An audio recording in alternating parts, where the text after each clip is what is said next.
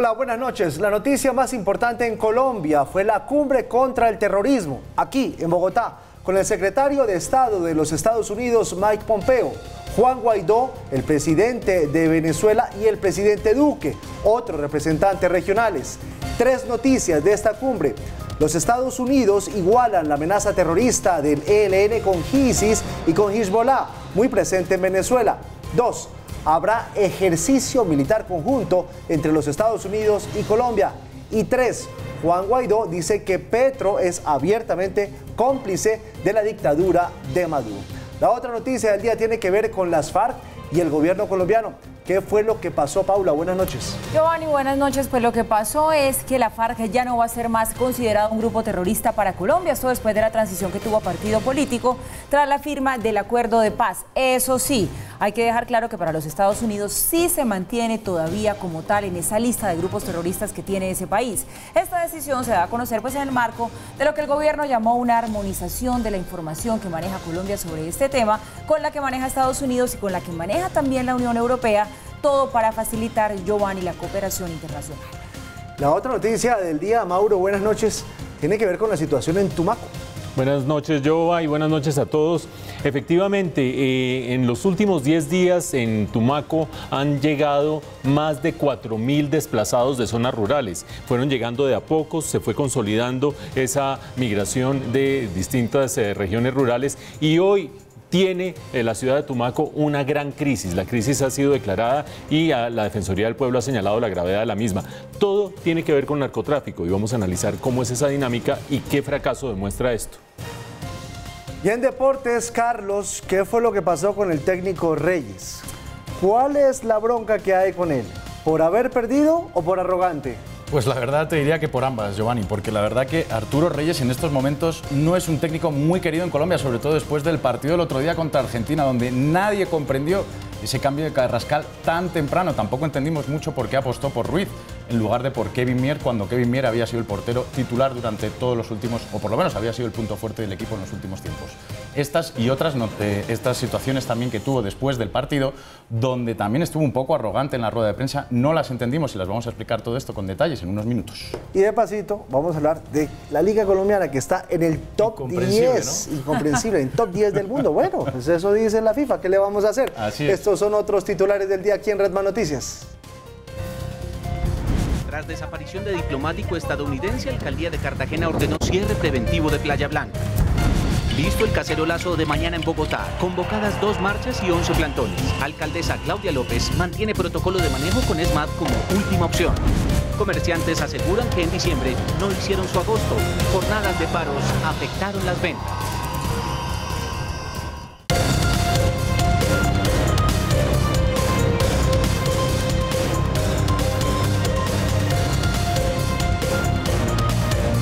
Aquí comienza Red Más Noticias.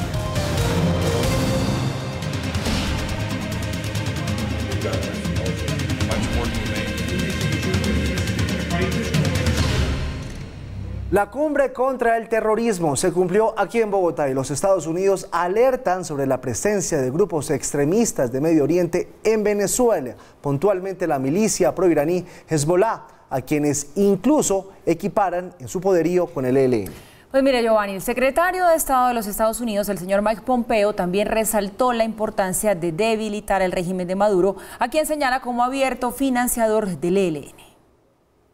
Estados Unidos alertó sobre la presencia de actores violentos y terroristas extranjeros en Latinoamérica.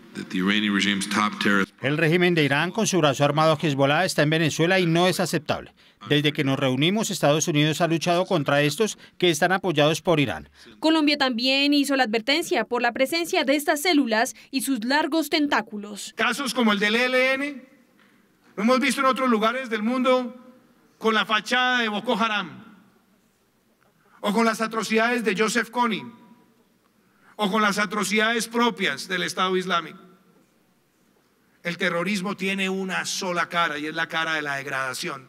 Por eso es que el presidente Duque anunció la sincronización, la adopción de las listas de grupos terroristas de Estados Unidos y de la Unión Europea para que haya más información en esta lucha. Di una instrucción clara: avanzar en esa armonización para facilitar la cooperación internacional y la detección oportuna y temprana.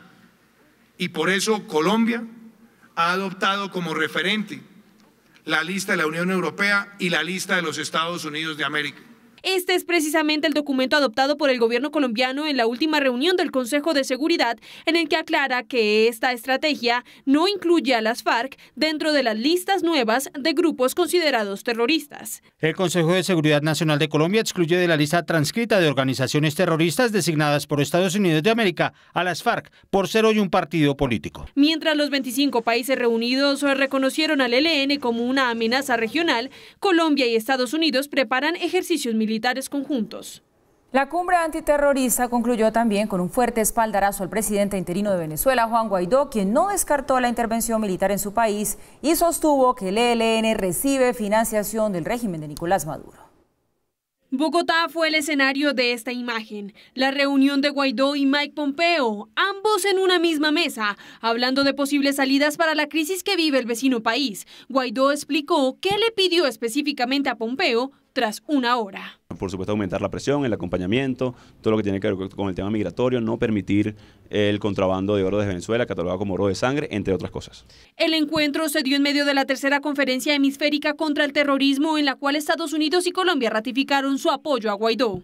A la gente de Venezuela quiero decirle que su presidente Guaidó es un gran líder y va en la dirección correcta de la libertad, la democracia y la recuperación de la prosperidad. Y los Estados Unidos, Europa y los países de Latinoamérica quieren que ustedes puedan decidir cómo vivir en democracia.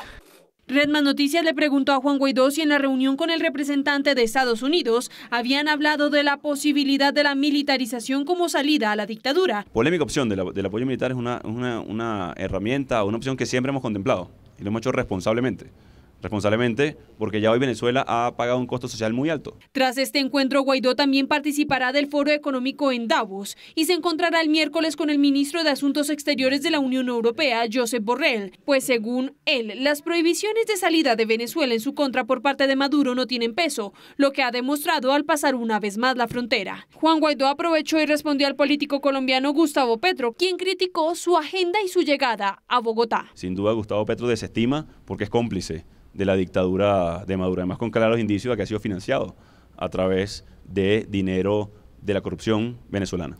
Guaidó junto con Duque y Mike Pompeo participó de una ofrenda floral como homenaje a los cadetes asesinados hace un año por el ELN, grupo terrorista actualmente auspiciado por Maduro. Ante estas declaraciones de Juan Guaidó, lo que pasó aquí en Colombia, el régimen de Maduro reaccionó, llamó fantasioso a Mike Pompeo y calificó la cumbre en Bogotá como una reunión de los mayores terroristas del mundo. Para que ustedes vean lo que es la mente de Mike Pompeo, es un hombre fantasioso que se autoengaña. Así calificó Nicolás Maduro la visita de Mike Pompeo a Colombia. Horas antes, el número 2 del chavismo había rechazado la cumbre antiterrorista en Bogotá. Los terroristas del mundo, ¿quién nos dirige? Estados Unidos.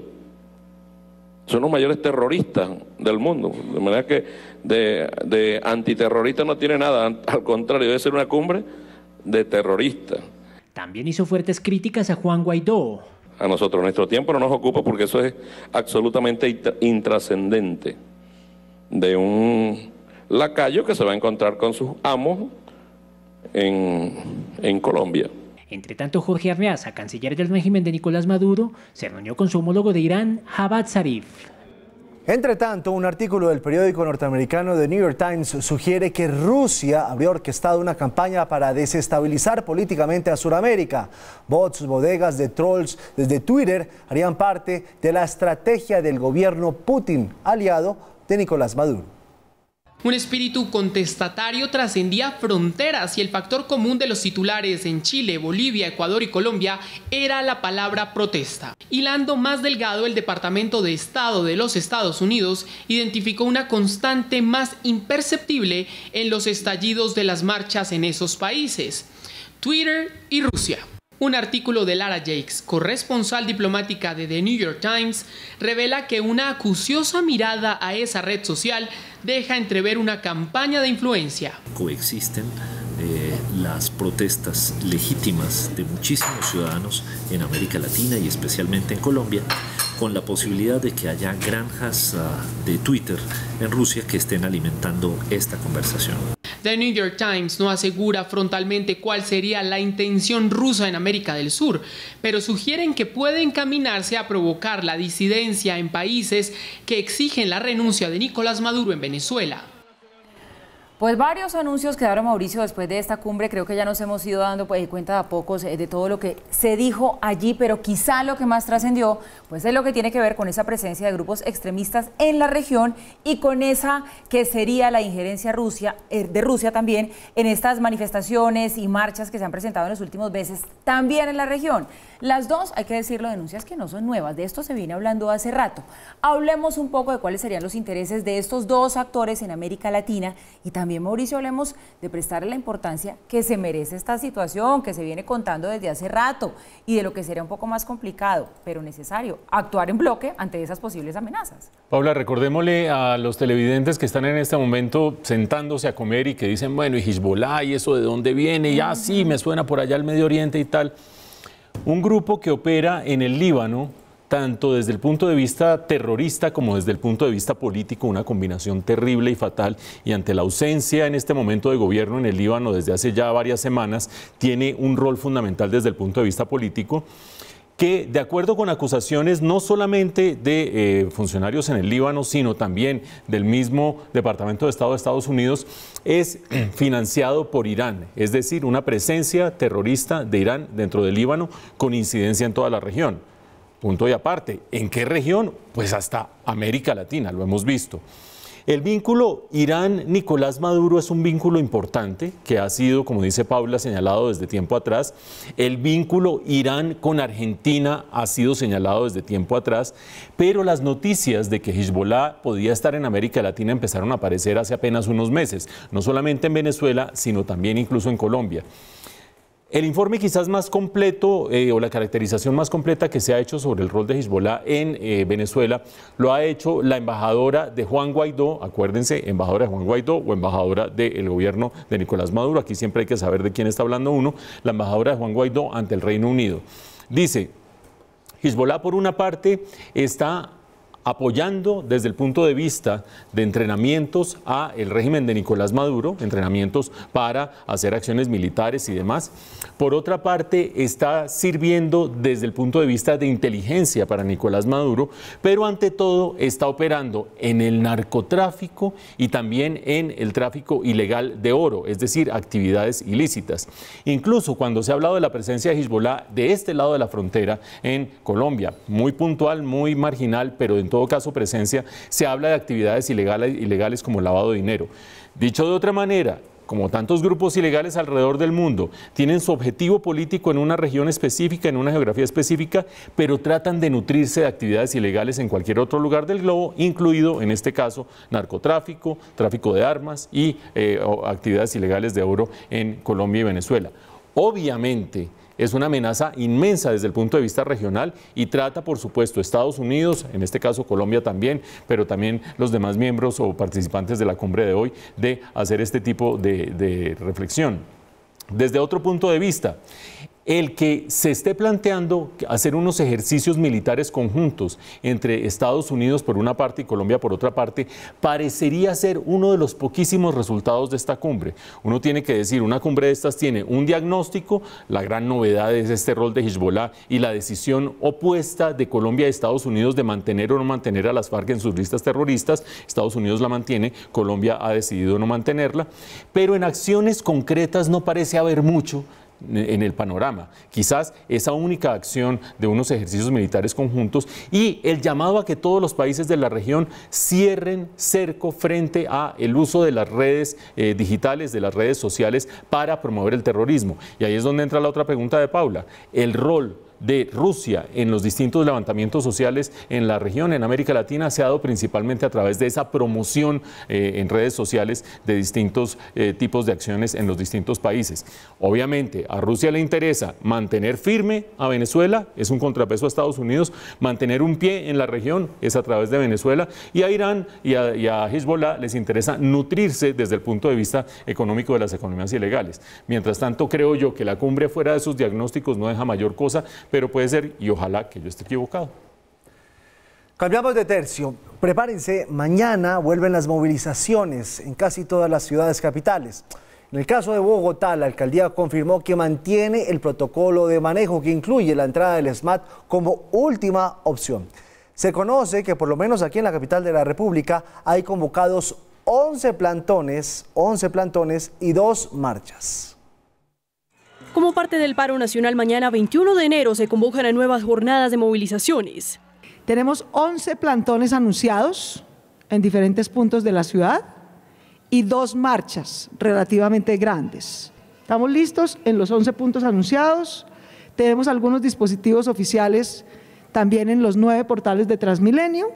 Algunos de los puntos confirmados en los que se llevarán a cabo plantones serán los diferentes portales de Transmilenio, en la Plaza de las Banderas, Parque de los Hippies, Monumento a los Héroes, Parque Las Nieves, entre otros.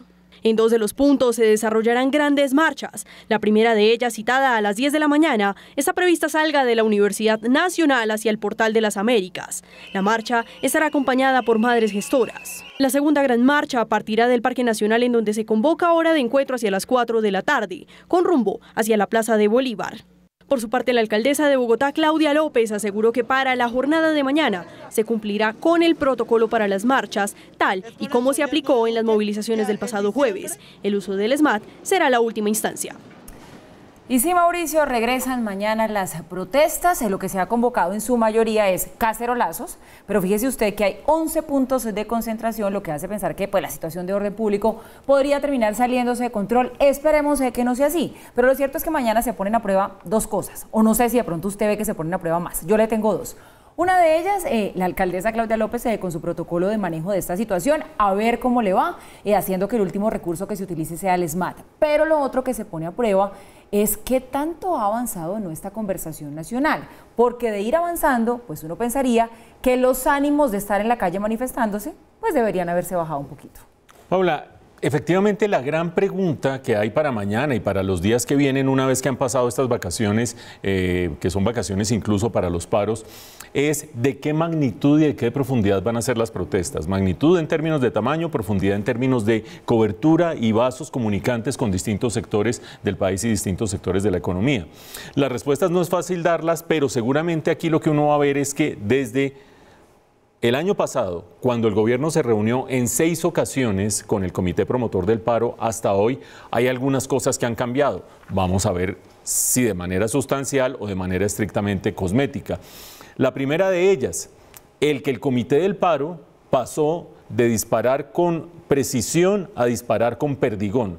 Acuérdense ustedes, pasó de 13 peticiones a 104 peticiones. 104 peticiones que en un momento le parecieron a todo el mundo que eran la cobertura máxima de posibles sectores que se le adhirieran al paro, porque ahí estaba todo el mundo representado, pero que desde el punto de vista de la negociación, que no hay negociación, de la interlocución con el gobierno o de la presencia ante la opinión pública, es literalmente tratar de cambiar muchas cosas del país por cuenta de un paro, lo que lo hace menos efectivo porque no es realista el tratar de cambiar 104 cosas a través de un paro. Desde la perspectiva del gobierno también ha habido cambios. El gobierno se ha ido moviendo desde diciembre hasta hoy en distintos frentes. No solamente se ha negado persistentemente a considerar que las negociaciones, vuelve y me traiciona al subconsciente por segunda vez, no hay negociaciones. Las conversaciones con el Comité del Paro no son negociaciones, sino que son solo conversaciones, sino que además ha ido abriendo otras mesas y otros frentes de diálogo. Sabemos que el gran diálogo nacional tiene discusiones en muy distintos temas y en muy distintos frentes, con distintos grupos, desde el ambiental, pasando por el educativo, pasando por toda una cantidad de reuniones que incluso en el primer trimestre, hasta marzo, que es la fecha límite que ha puesto el gobierno, tiene ya previstas reuniones regionales, por lo menos 10, reuniones de carácter nacional, por lo menos 20 más. La gran pregunta es si esas reuniones y ese diálogo nacional va debilitando a los que salen a marchar porque se considera que hayan tenido una alternativa política que han desdeñado en este caso, que es el diálogo directo con el gobierno. Pero el gobierno ha ido también un poquito más allá. El gobierno, acuérdense ustedes, en la reforma tributaria ha pasado una serie de medidas de tipo social, entre ellas la devolución del IVA, el que los pensionados tengan que cotizar menos en salud, etcétera, etcétera, que tratan de resolverle a la gente algunas de las afugias sociales que tienen en este momento, de las necesidades económicas y sociales. De algún modo el gobierno dice, bueno, aquí hay una serie de personas que están inconformes y quizás tengan razón y por lo tanto vamos a hacer políticas en ese sentido. El reto del gobierno es capitalizar eso ahora en las mesas de negociación y decir, mientras aquí ustedes se empecinan con 104 puntos, yo me he ido moviendo para mejorar las cosas. Y el tercer gran frente en el que ha habido movimientos, ya lo mencionaba Paula, ¿qué tratamiento darle a las protestas? Para separar la paja del heno, para separar la protesta legítima de los actos vandálicos, provocadores e incluso en algunos casos actos terroristas. Y quizás la medida más novedosa sea la de Claudia López, que la estrenó la semana pasada, ese protocolo en el cual trata de arrancar con la intervención de madres, de estudiantes y madres incluso de policías, y en segunda instancia trata de llevar a una serie de gestores de paz, en tercera instancia a fuerza disponibles no armada y en última instancia al ESMAD. Hemos dicho en este noticiero que eso sirve para respetar el derecho constitucionalmente garantizado a la protesta, pero a la vez para garantizar que el resto de la población no se vea perjudicada por excesos dentro de las protestas. Todo eso se pone en juego mañana. Ojalá tengamos la capacidad de discernimiento y la claridad para ver qué pasó en cada uno de esos frentes y no estemos aquí, como muchas veces nos sucede, registrando actos vandálicos en primera y única instancia que borran todo lo demás que pueden haber avanzado las distintas fuerzas en este proceso. Esperaremos a ver qué sucede. En Red Más Noticias le hacemos seguimiento a los hechos. ¿Ustedes se acuerdan del continuo desorden en Cartagena con el manejo de las playas y del control sobre embarcaciones ya con casos de personas fallecidas? Pues hoy la alcaldía de Cartagena ordenó el cierre preventivo de Playa Blanca. Sobre el caso del ciudadano americano desaparecido desde el sábado en aguas cercanas a las Islas del Rosario porque se volcó la lancha, el presidente Duque ordenó que se mantenga la búsqueda. Son cada vez más constantes los episodios en alta mar que han generado varias tragedias provocando una decisión. Cerrar por 2 semanas Playa Blanca. Pero previamente, el día miércoles, va a haber una reunión con todos los consejos comunitarios de la isla. El detonante de esta situación fueron los sucesos que se dieron este fin de semana. Una tragedia dolorosa y traumática para 12 personas, entre ellas un diplomático estadounidense que perdió la vida. Imaginamos que está muerto, no sabemos, no lo hemos encontrado, pero por una cuestión de privacidad su nombre no ha sido dado. Tenemos los equipos de la Armada Nacional y todos los equipos locales y servicios de guardacostas haciendo toda la investigación posible. La embarcación quedó a la deriva y sufrió las consecuencias de la fuerte marea. Otras 11 personas fueron rescatadas por lanchas que transitaban por el lugar minutos después del siniestro. Y ya después de 3 días, pues ya la situación también va disminuyendo porque el área de incertidumbre donde puede estar es mucho mayor. La comunidad denuncia que los accidentes a bordo de lanchas son el pan de cada día. No hay ambulancia, ahí no hay nada. Ahí prácticamente le pasa a uno un accidente y se muere allá porque no hay quien atienda. En menos de 2 meses se han presentado 6 accidentes marítimos que han dejado pérdidas humanas y personas heridas. Bueno, hay que decir también, Mauricio, que bastante tarde llegó esta medida de choque para este lugar que es uno de los centros turísticos más importantes del país. Y aquí lo que realmente importa es qué se va a hacer. Porque al respecto lo que ha trascendido es muy poquito, por no decir que casi nulo. El cierre por 2 semanas por sí solo pues no va a ayudar en nada. Hay que ver si hay un plan serio, cuál va a ser ese plan, sobre todo cómo se va a hacer para que ese plan se cumpla y si ese plan también se va a extender a Cholón, a Tierra Bomba, a los otros sitios, más allá del cierre de 2 semanas. Usted bien dice, Paula, que hay que revisar los otros casos que se han ido dando para saber si aquí hay una política integral o no. Cerrar Playa Blanca puede ser una medida urgente, apremiante, que no daba espera, pero no parece tener los elementos que resuelvan la situación estructural del sector. ¿Qué sector? El sector turístico, en concreto concentrado en la zona caribe del país, que ha sido una de las banderas promocionadas más bien por este gobierno como motores del desarrollo en Colombia.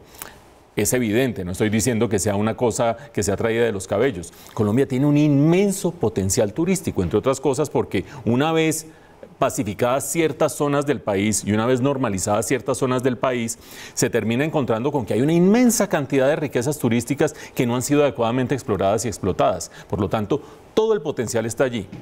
Pero para poder explotar adecuadamente ese potencial hay que tomar ciertas medidas que sean de tipo ordenado. Y uno se pone a ver cuál es el diagnóstico, en este caso concreto de Playa Blanca. También Paula hablaba de Cholón, hablaba de Tierra Bomba. Sabemos que lo del ciudadano estadounidense fue en las Islas del Rosario, que abarca, dependiendo de cómo uno las mencione, muchas de las zonas críticas. Este caso de Playa Blanca termina resumiendo o sirviendo como una prueba de laboratorio de las cosas problemáticas que habría que encarar. Primero, el que haya sobrecupo. Dicen los cálculos de quienes saben que en Playa Blanca más o menos aguanta unos 3.000 turistas y que en temporada alta terminan metiéndose 12.000 turistas. 4 veces el cupo de una zona turística termina siendo lo que se termina dando en una temporada alta. En segundo lugar, la ausencia de una adecuada sectorización y señalización. Lo hemos discutido en los casos de Cholón, por ejemplo, hasta dónde llegan las embarcaciones, dónde se puede hacer buceo, dónde se puede nadar. No hay señalización porque no hay ni siquiera sectorización que dé lugar a una señalización. En tercer lugar, la ausencia de salvavidas, no solo de salvavidas físicos, objetos salvavidas, sino también incluso de cuerpos salvavidas que permitan asistir a la gente oportunamente.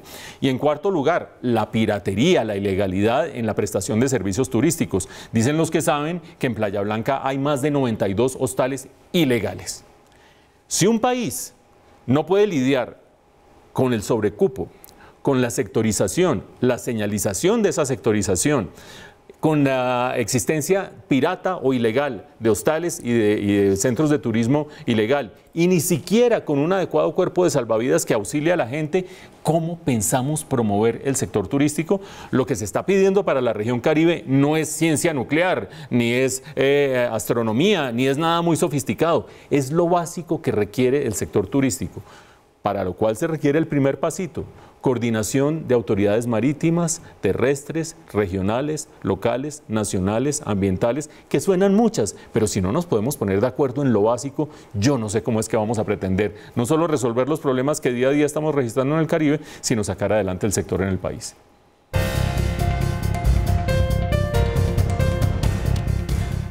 La Defensoría del Pueblo denunció una grave emergencia humanitaria en Tumaco, Nariño, a causa de los enfrentamientos entre grupos armados ilegales.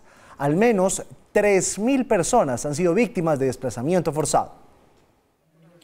Por los fuertes enfrentamientos que se viven en Tumaco, Nariño, desde el pasado 9 de enero, más de 100.000 familias han salido desplazadas de la zona. Se inició el desplazamiento de numerosas familias hacia el casco urbano de Tumaco. 3.031 personas, de los cuales tenemos 1.466 hombres, tenemos 1.565 mujeres, 554 niños y 490 niñas. Los combates se estarían presentando por el control territorial para el cultivo y comercialización de coca. Está la estructura de Oliver Sinisterra, la estructura de Guerrillas Unidas del Pacífico, y hay un intento o el interés de lo que se llamaban los antiguos Frente 20 y 30 de las FARC. El defensor del pueblo visitó la zona para verificar la situación de orden público. Comprobó una presencia activa de la fuerza pública hasta la vereda Palamí y fue informado de otras acciones complementarias para garantizar la seguridad en la zona. La comunidad advirtió sobre el desplazamiento forzoso y otra serie de necesidades que se tienen en el sector. Nos dolió mucho en la comunidad porque pues nunca habíamos visto esa salida de la gente.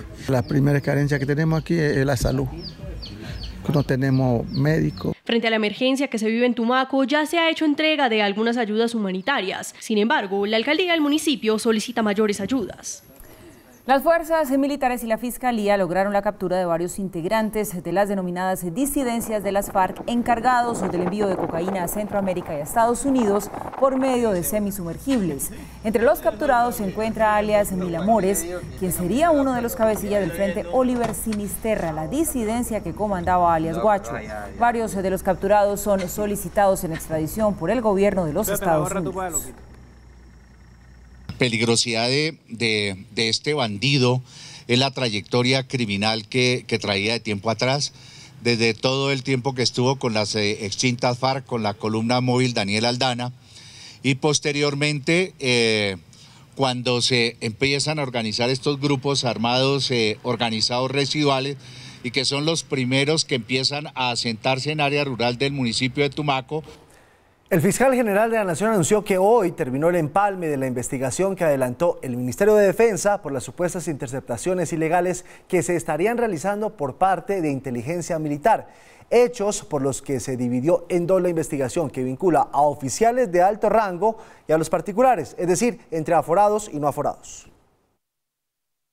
Hoy hacemos una ruptura de la unidad procesal a efectos de que se hagan esas dos indagaciones por separado y, obvio, con fundamento en las investigaciones que adelanta Fiscalía, en el informe que nos va a remitir el Ministerio de la Defensa, vamos a hacer algunos llamamientos.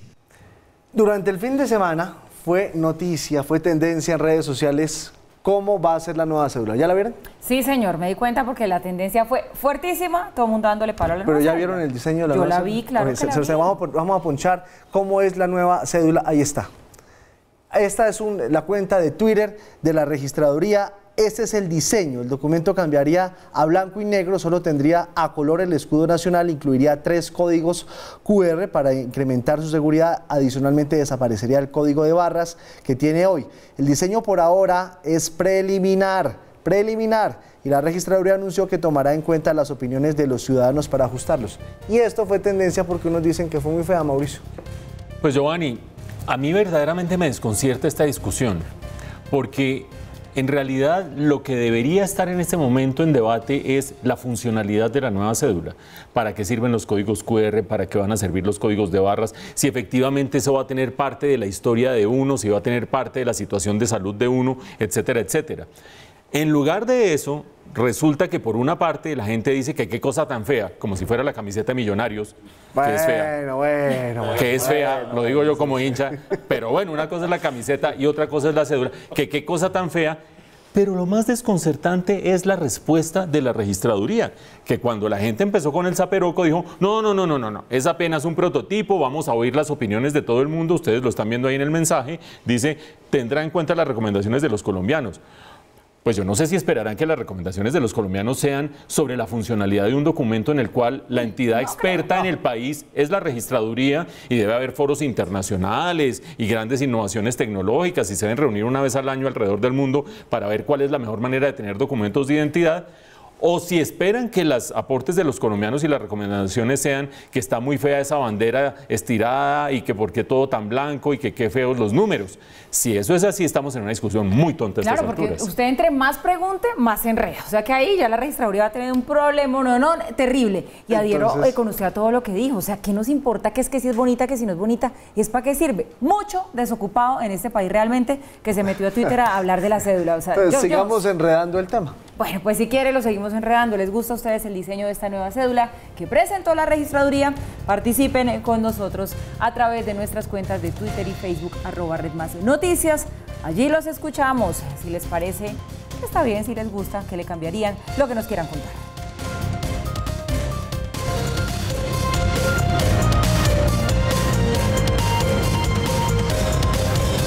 Mientras ustedes opinan de la nueva cédula, les cuento noticias económicas. Aunque 2019 terminó de manera aceptable para los comerciantes, habría podido ser mejor si no se presentan tantas marchas y protestas que afectaron las ventas en diciembre. Esto lo dijo Fenalco. Para este año las expectativas mejoran, aunque preocupa que los reclamos en la calle se puedan mantener.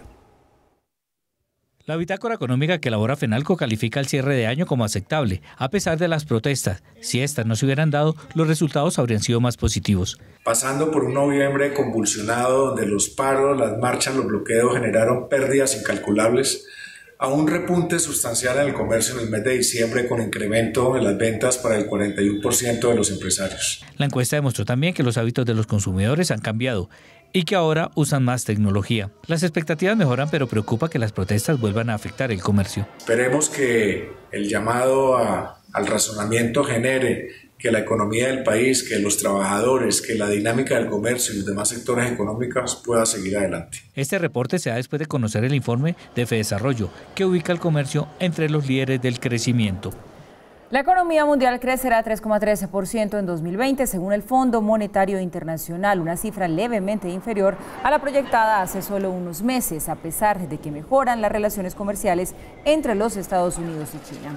Ese acercamiento entre las dos potencias trajo un respiro al comercio mundial, pero todavía hay riesgos en el ambiente y uno de ellos es la fuerte caída que reporta la India. El fondo también redujo sus proyecciones en América Latina y ahora calcula un crecimiento para este año de 1,6%. Brasil mejora, pero Chile y México reducen sus expectativas. Colombia está dando un salto en materia de conectividad que lo puede colocar en un lugar destacado en la región. Así lo aseguró la ministra de las TIC, Silvia Constaín, quien en Red Más Conexión esta mañana habló sobre lo que se está haciendo en transformación digital en beneficio de empresas, de las regiones y de usted, de la comunidad.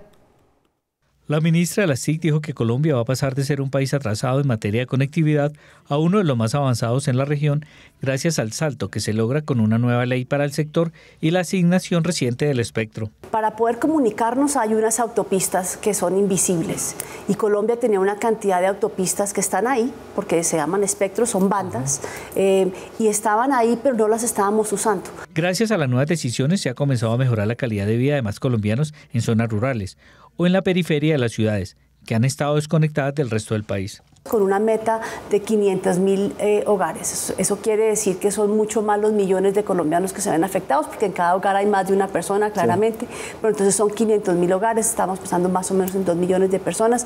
El año pasado conectamos 1.000 centros poblados. Este año ya empieza la conectividad derivada de la subasta de espectro. Entonces, en los próximos, sobre todo los primeros 2 años, se va a ver mucho lo que es esta conectividad. La ministra explicó los avances que han logrado las empresas, muchas de ellas pequeñas y medianas, que han adoptado programas de transformación digital y que serán un apoyo fundamental para el crecimiento económico. Para que tengan mejor manejo, sobre todo las pequeñas y medianas empresas, a través de la tecnología, de temas como sus clientes, sus inventarios, sus ventas. Es un proceso que busca precisamente esos socios locales que nosotros les estábamos hablando hace un poquito, donde que están cerca a los pequeños y medianos empresarios en todo el país. Sobre el dominio.co recordó que en marzo se debe conocer su nuevo administrador y que se escoge con estándares internacionales. Cada vez que alguien se suscribe a una dirección que termina en .co, los colombianos recibimos una cantidad por el uso de ese dominio. Son estándares que responden a la situación muy particular de Colombia, porque en la gran cantidad de países el .co de cada uno de los países se refiere básicamente a su país, lo cual quiere decir que los usuarios están en su país. El caso de Colombia es un caso muy distinto, pero lo que sí es muy claro, ha sido un proceso transparente, ha sido un proceso colaborativo, ha sido un proceso con todo el acompañamiento internacional. La ministra sostiene que con el nuevo panorama tecnológico que tendrá el país, llegan igualmente muchas oportunidades. El petróleo de referencia Brent se negocia en promedio en $65.25 el barril. La libra de café colombiano cuesta en Nueva York $1.12. El índice de capitalización de la Bolsa de Valores de Colombia aumentó 0,02% a 1.656 unidades. La tasa representativa del mercado para mañana es de 3.320 pesos con 77 centavos. El euro se cotiza en promedio en 3.697 pesos con 80 centavos. Las cifras son los 190,3 millones de personas que estarán sin empleo en 2020, según la Organización Internacional del Trabajo, OIT, 2,6 millones de personas más que en 2019. Siéntanse orgullosos, somos la quinta liga del mundo, estamos a esto de alcanzar a la española y estamos por encima de Alemania y Francia. Yo creo que la liga colombiana es superior a la española. Lo que pasa es que en la FIFA no han hecho bien las cuentas. Sí, de acuerdo. Sí, no, porque siendo nosotros superiores a la francesa, a la alemana, a la argentina, pues ¿cómo no vamos a hacer eso? Creo que la inglesa es la única que está por encima. Voy a decir una cosa, en esa Federación de Estadística ven más los números que los partidos como tú, Mauricio, porque desde luego no se han visto un partido en la liga colombiana en los últimos años. Oigan, solo ven los números y y con eso han sacado la quinta. Yo la verdad no entiendo, no sabía si esta mañana la liga de ciclismo, la liga de patinaje, que me diría, oye, me lo creo, la liga de fútbol, pero mira, ahí está el dato, el que lo quiera ver que sea como es, pero mira, la liga colombiana es la quinta del mundo.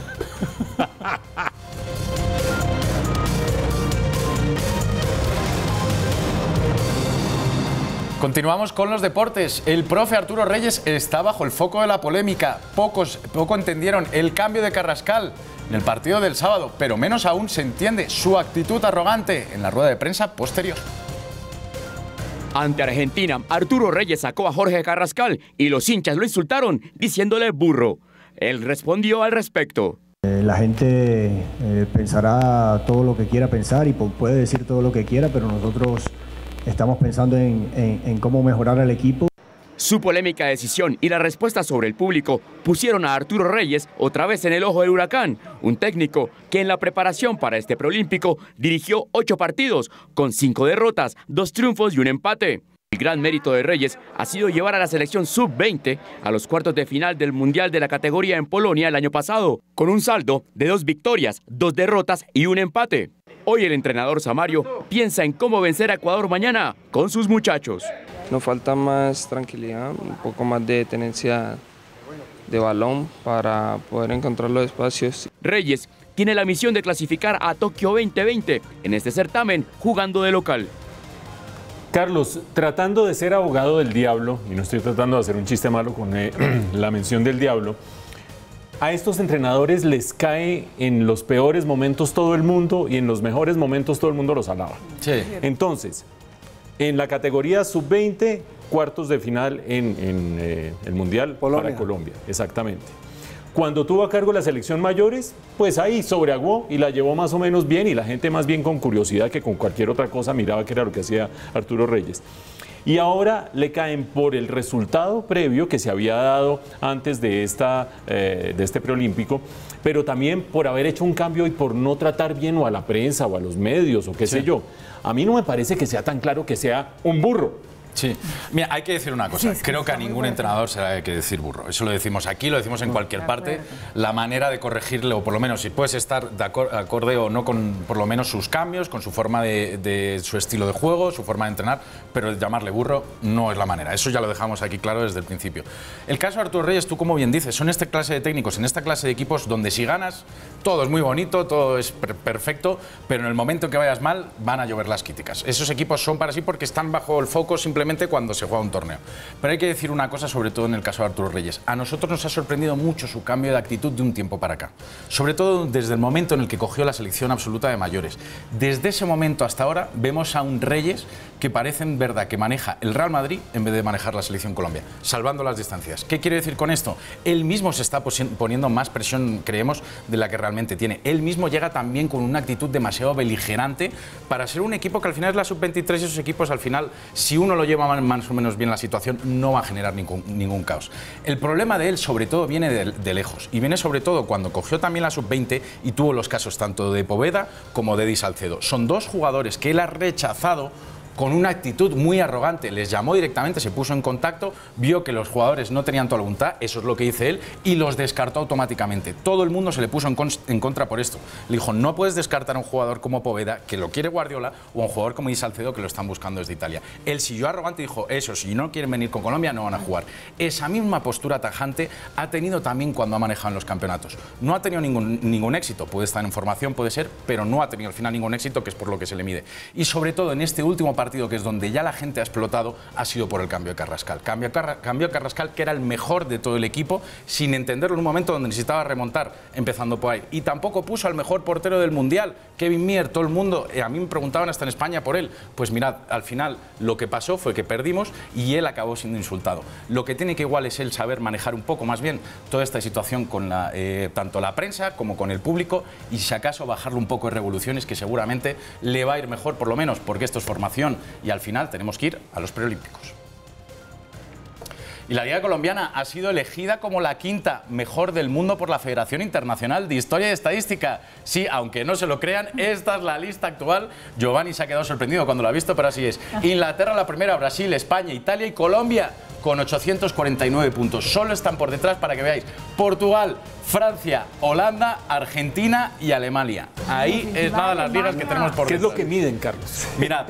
Os voy a explicar ahora claramente cómo se mide esto, y es una cosa que realmente es muy difícil para la gente entender. Oye, ¿cómo podemos estar quintos? Según la misma Federación Internacional de Estadística, durante 4 años el Sevilla, por ganar 4 Europa Leagues, 3 Europa Leagues, se siguió perpetuando como el mejor equipo del mundo. Si uno le preguntaba a cualquiera, el Sevilla no era el mejor equipo del mundo. Pero ¿cómo se obtiene esto? ¿Cómo haces tú, sobre todo, en los últimos 5 años te cogen el registro en las competencias internacionales? En este sentido, a Colombia nos salva la Libertadores de Nacional, aunque no lo creáis. Fue en el 2016, pues de ahí para adelante también la Sudamericana, que ha tenido incluso en la final de Junior del año pasado, son cosas que al final acaban puntuando, establecen un ratio y con ese ratio pues lo ponen ahí. Llegamos a estar el segundo y si no me parece también tercero en los últimos años. Cuando Nacional estuvo ganando, estábamos el segundo o el tercero del mundo, para que veáis. Al final no hay que hacerle tanto caso porque no es tan específico. Ellos miran números, como yo te he dicho antes, y al final establecen con un ratio esto. Por eso Colombia está ahí quinta y es sobre todo por los grandes papeles que han tenido en los últimos años. No ahora, porque yo creo que en los últimos 2 años a ese puntaje hemos sumado muy poco, la verdad. Sí, está clarísimo, eso sí. Bueno, he hecho este inciso sobre Millonarios porque habría que hacerlo. Seguimos ahora, porque con la presencia de Egan Bernal se presentó hoy la 3ª edición del Tour Colombia, que contará otro año más con un cartel de lujo.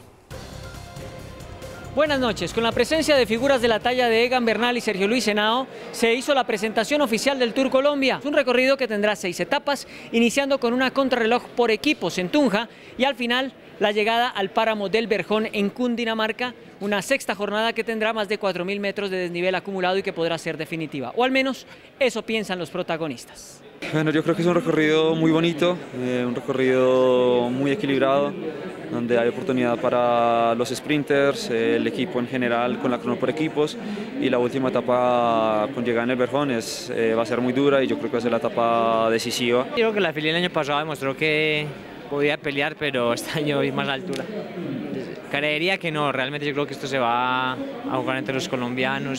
En cuanto al pelotón internacional, ya confirmaron figuras como Julián Alaphilippe, que ha estado presente en las 2 versiones anteriores. Fabio Aru, italiano que ganase la Vuelta a España de 2015, también dijo que estará presente. En total serán 25 escuadras integradas por 6 corredores las que recorrerán las carreteras de Colombia del 11 al 16 de febrero. Para Red Más Noticias, Andrés Páez. Sección patrocinada por Revista 15 Minutos. Detrás de los famosos, delante de tus ojos.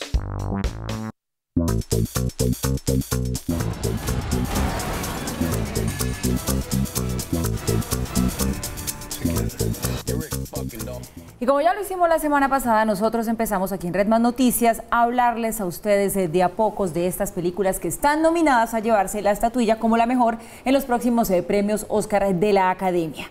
Tenemos Érase una vez en Hollywood, que es una película que ustedes pueden alquilar también a través de Claro Video, que es una de las firmes candidatas a llevarse este galardón, dirigida por Quentin Tarantino, que ya Mauricio me dirá si está de acuerdo conmigo o no. A veces es muy arriesgado como en las historias y en los guiones y en el cómo relata las situaciones, pero eso lo hace muy original, y protagonizada por Brad Pitt y por el gran Leonardo DiCaprio. Vamos a ver un poco de esta película y ya les contamos más. Bueno, Mauricio, ¿cómo la ve? Está en Claro Video, yo no me la he visto todavía, así que voy a aprovechar. ¿Cómo se la ha visto, Paula? Pero no, usted señor. Desde diciembre dijo, las voy a ver todas para poder hablar de ellas. Pero me las he visto casi todas para que vea que voy bastante bien. Ya me he visto 4, es que ya son como muchas. Es que estaba viendo los partidos de la América. Los partidos de la... Que conste que no empecé yo. Estaba viendo los partidos de la América, entonces por eso no pude ver los partidos. Pero bueno, pero como está en Claro Video, lo puedo rentar en mi casa, en la comodidad de mi casa, y eso sí creo que es una maravilla y una oportunidad que uno no puede desaprovechar. Hablemos de esta película de cara al Oscar. Vea, Paula, yo le voy a decir el comentario de un espectador que llegó a este estudio y dijo, hostias, ¿qué es esa película que no va para ninguna parte? ¿Quién sería ese espectador? ¿Quién sería ese espectador que dijo, hostias, esa película no va para ninguna parte? Ojo a lo siguiente, nominada a Mejor Película, Mejor Director, Mejor Actor Principal, Mejor Actor Secundario, Mejor Guión y otras 5 categorías. Eso no quiere decir que no sea cierto que esta película para dónde va. Pero es que esa película es el acto de amor de un cinéfilo hacia el cine. Entonces cada secuencia está maravillosamente hecha. Hay una escena que es como de western en una película que no tiene que ver nada con el western. Está la réplica de los distintos lugares en los que transcurría el cine en los años 60, la manera como se trata el color, cada objeto hecha por un cinéfilo que es un obsesivo por el cine. Al que le gusta el cine la va a disfrutar, aunque parezca a veces, como dice un buen espectador como es Carlos, hostias, ¿esto para dónde va? Pero bueno, pero es que 10 nominaciones. Dejarme aclarar un momento, es que de verdad a mí me encantó la película. Cada escena, yo la verdad no la he conectado una con otra y son escenas de Tarantino que son muy divertidas, sobre todo. Pero después de 2 horas dije, el final tiene que ser apoteósico porque llevo 2 horas comiéndome escenas. ¿Y es apoteósico o no? es apoteósico. Ah, bueno. Entonces, hostias, ¿para dónde va esta película? Pues fue para buen final. Bueno, hay que verla.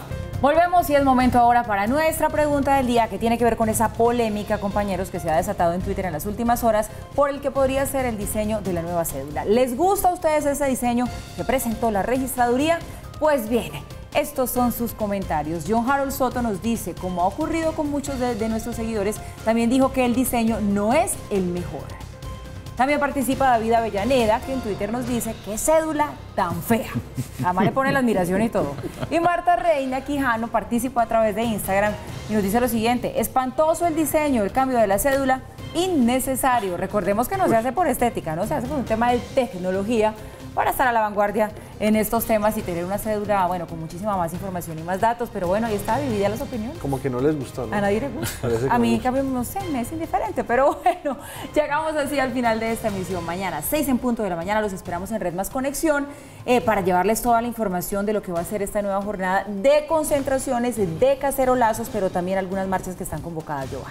Apunten, 6 en punto de la mañana, conéctese con nosotros también en Mi Claro app, ahí puede buscar el loguito de Red Más Noticias y ahí nos sigue en directo en cualquier parte donde vaya. Les vamos a informar en tiempo real cómo van estas marchas, estas movilizaciones. Chao, chao. Chao.